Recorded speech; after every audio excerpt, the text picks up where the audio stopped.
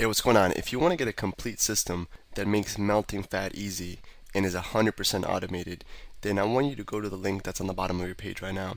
YouTube doesn't let me make that link clickable, so you're actually gonna have to type it into your browser, or I also put the copy of the link in the description so you can click on that or type it into your browser. Alright, for now, enjoy the video, and after you're done with this video, make sure to go to that link to get a complete fat melting system.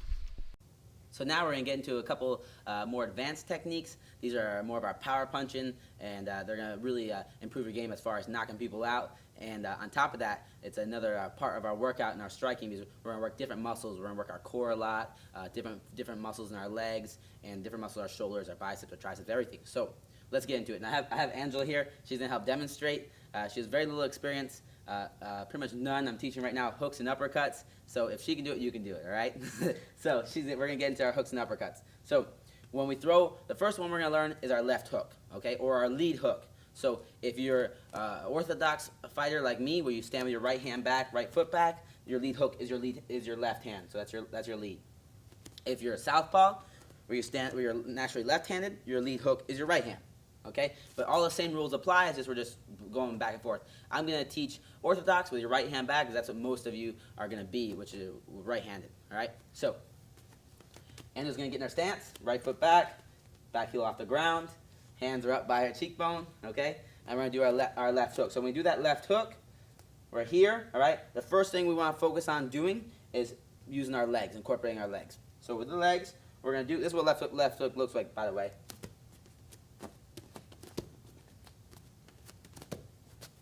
All right, very simple. So left hook, we want cheekbone level, elbows down. When we throw this left hook, the first thing we want to focus on doing is twisting our lead leg. All right. Now this is the one of the exceptions where that back heel is going to go to the ground. So first step we're going to do, back heel to the ground.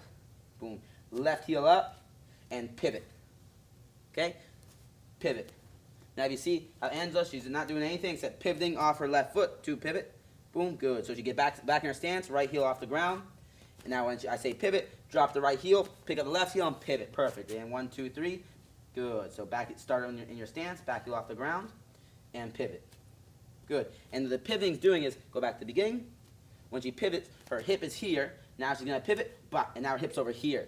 And that's twisting your whole body, so now we can really land that power shot and incorporate our whole body in this workout. So we're using our obliques right here. We're using our legs, our calf muscles, everything, and we're going to really fire that left hook in there. So now upper body portion.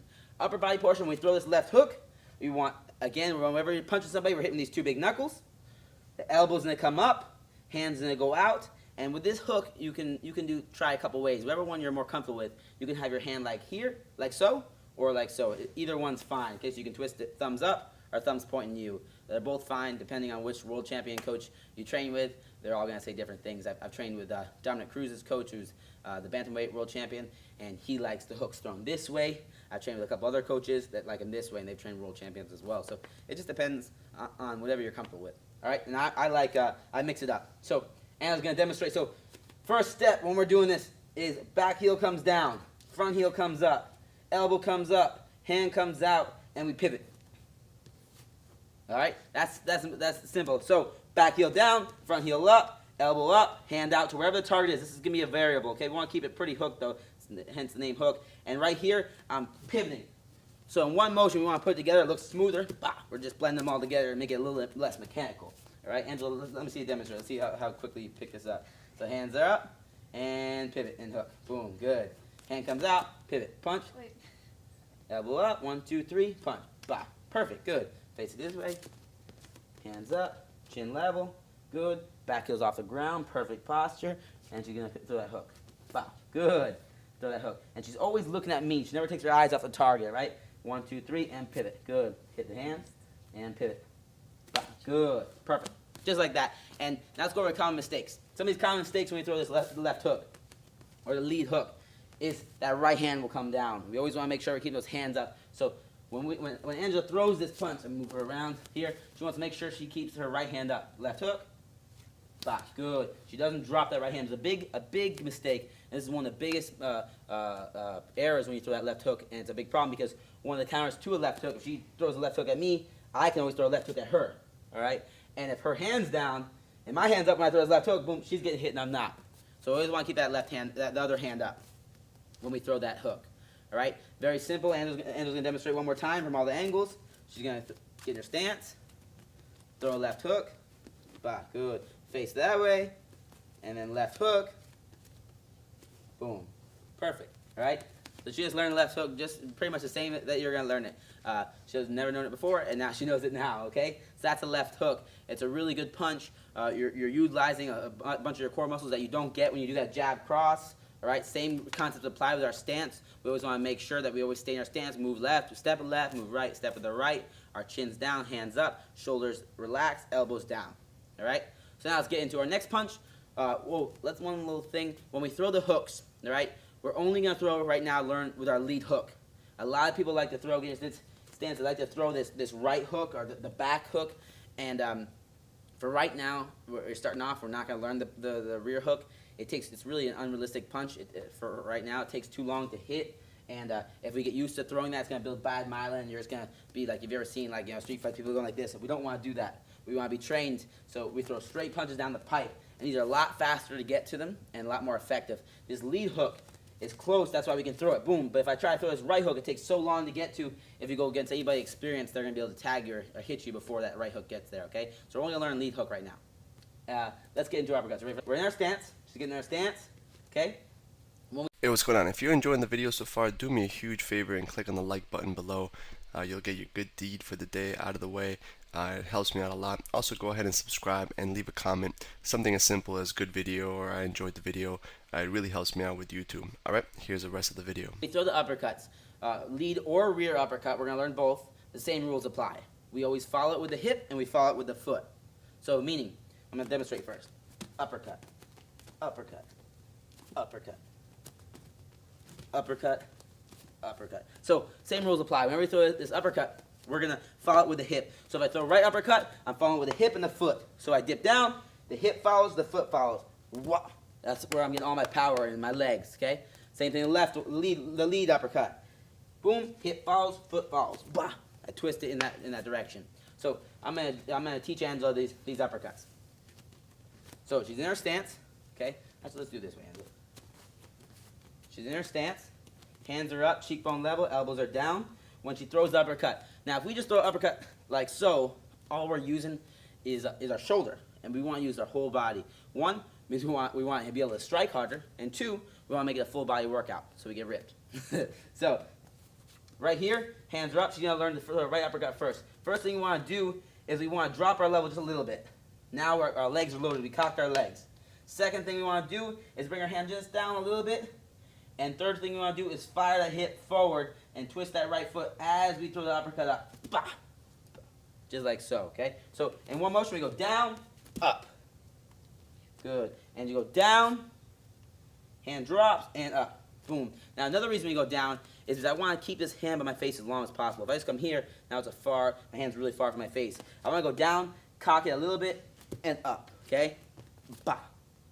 Throw an uppercut. This strikes, the hook and the uppercuts are really good strikes because when people get used to, if their hands are up, they get used to blocking these front ones, bah, bah, bah, and then they get their hands up, and then you throw your side ones or right up the middle ones for uppercuts. They're really powerful strikes. They're personally my favorite strikes. So that's the rear uppercut. Angela, show us one more time that rear uppercut. Dip, pop, good. She dips, drops it down, and loads it. Dip, drop it down, and uppercut. Boom, good. Now lead one's the same thing. It feels a little awkward because the lead one's right here, but I'm gonna show you a couple of tips to get this one down. The lead one, if we just drop here, it feels weird. So what we want to do is we want to cock it. So we drop and dip a little bit. So now it's loaded up. I loaded up my hip. Same rules apply. Drop it a little bit and fire up. Follow it with the hip and the foot. So Angela's gonna demonstrate. So now Angela's gonna demonstrate our lead uppercut. So she gets in her stance. Good.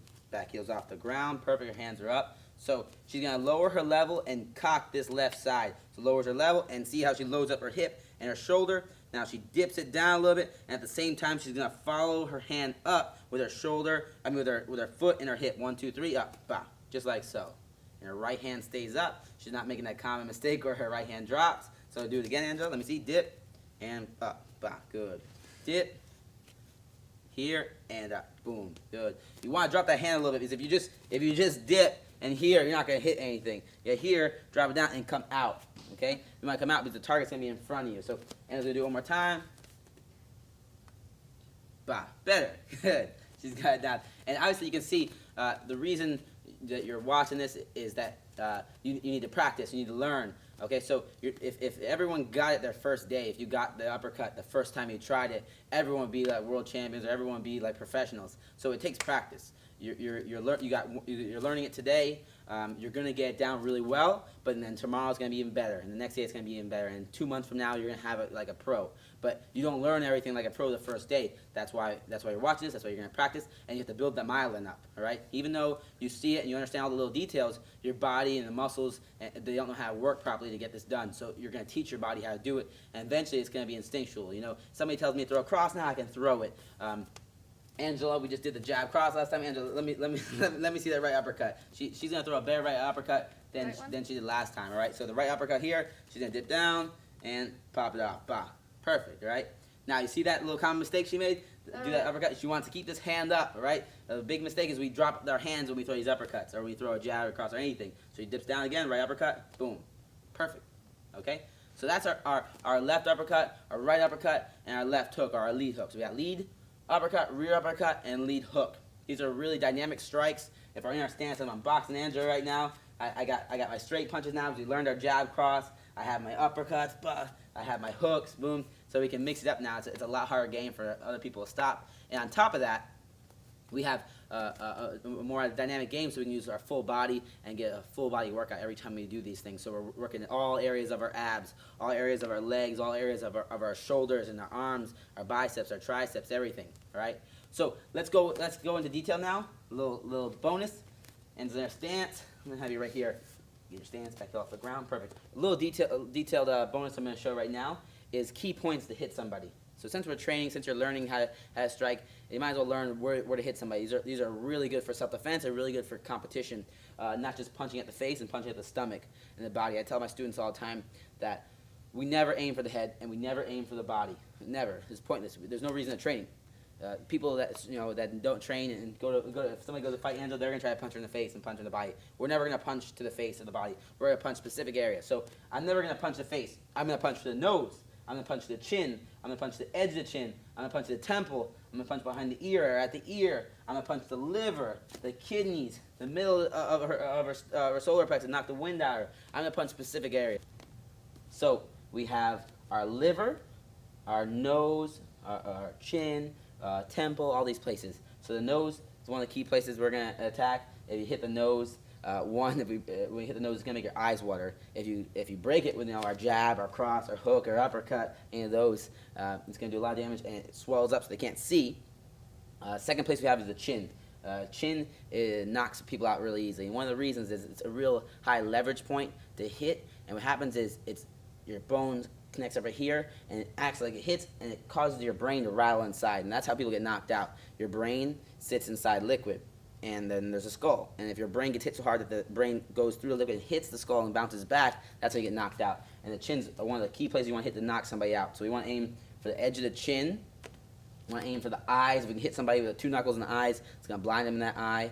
Also to break that orbital bone because your eye is designed, if it gets hit hard enough, that it'll drop down in your face, in your skull, behind your orbital bone, and your orbital bone will break to protect it.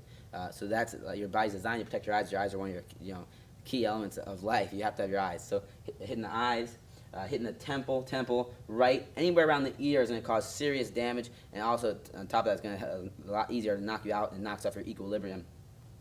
As for the body's the most underrated place to strike. It's my favorite place to strike. I like to attack the liver specifically. So if somebody's face me fighting, boom, in stance, good, she's fighting me, right? The liver is always on the right side of a person. So it's on my right side.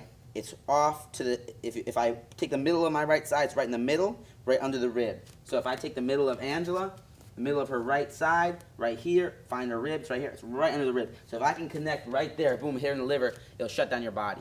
It's the most painful place. If you ever see somebody getting hit in the liver, they get hit and they can't move, they fall to the ground, it's crazy bad. Also got the kidneys, which are right behind like the love handles, right here, and it causes you to pee blood, and the sternum, right in the sternum, and hit somebody, knock the wind out of them, okay? We want to hit the specific areas. We're not just aiming for the body, liver, sternum, kidneys, soft spots, which are all on the side right here under the ribs, very soft, and they hurt a lot. So these specific areas are points we want to attack with our jab, our cross, our hooks, and our uppercuts.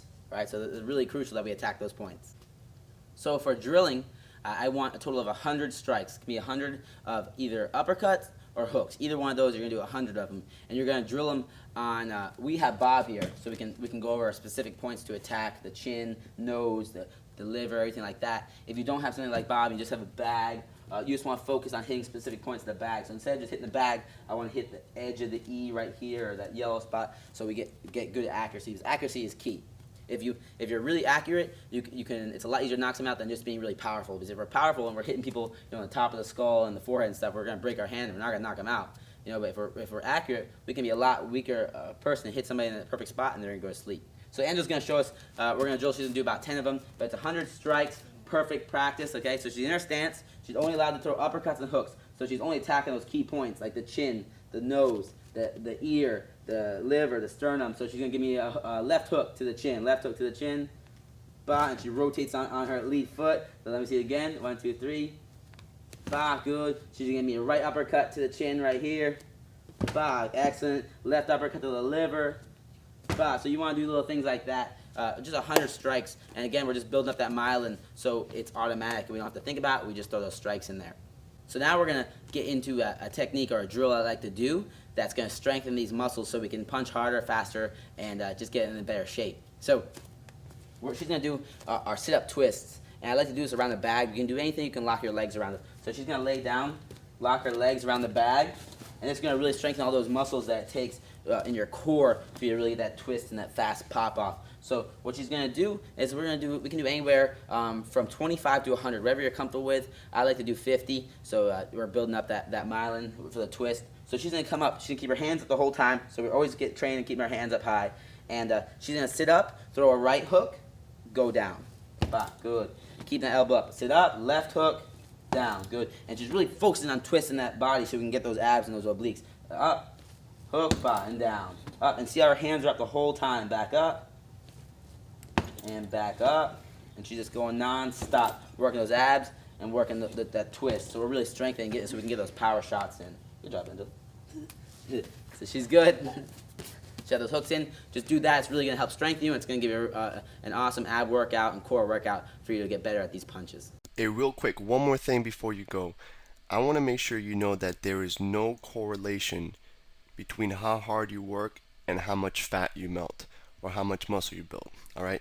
There's enough science, enough data out there that there's absolutely no correlation between hard work and results. All right? There's a difference between movement and achievement. All right? If you want to learn my best tips, what I call the 5% hacks that allow you to get maximum results, maximum fat loss, maximum lean muscle gain, I want you to go to the link that's on the bottom of this page, or you can click on the link in the description. All right, you're going to get a complete system for melting fat in an intelligent and streamlined system. I'll see you there.